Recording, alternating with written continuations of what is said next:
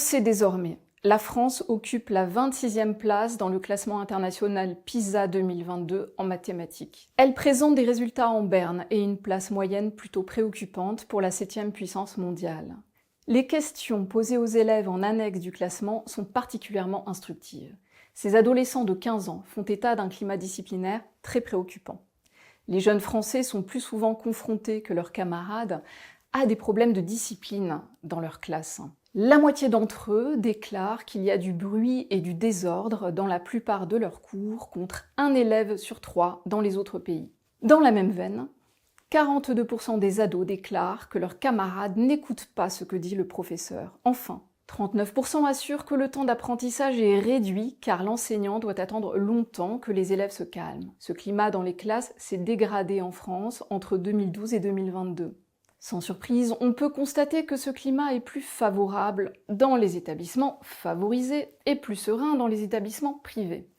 Ces résultats, basés sur le ressenti des élèves, concordent avec l'opinion de leurs enseignants. Dans une autre enquête, Thalys, les professeurs français sont également parmi les plus nombreux à signaler des problèmes de discipline dans leur classe. Ils expliquaient pâtir d'un manque de formation à la gestion de classe et au comportement perturbateur des élèves. C'est d'ailleurs un autre enseignement de PISA qui est peu glorieux pour la France. Nous sommes l'un des pays où les élèves déclarent percevoir le moins de soutien de la part de leurs enseignants.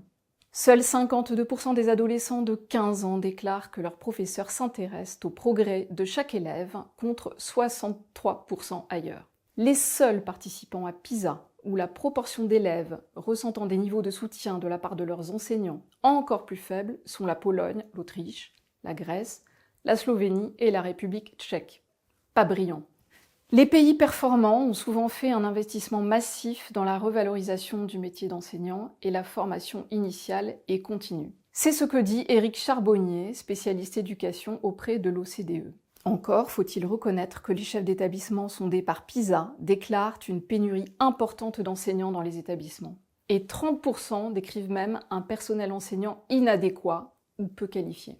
Seul le Cambodge fait pire. Ce ressenti des chefs d'établissement reflète évidemment la crise de recrutement importante qui touche la France depuis quelques années, précisément dans des disciplines comme les mathématiques ou la physique-chimie. Cela nous rappelle aussi l'afflux grandissant d'enseignants contractuels formés à la va-vite pour combler les trous. Sans revalorisation du métier, il est fort à parier que la prochaine édition PISA reste catastrophique.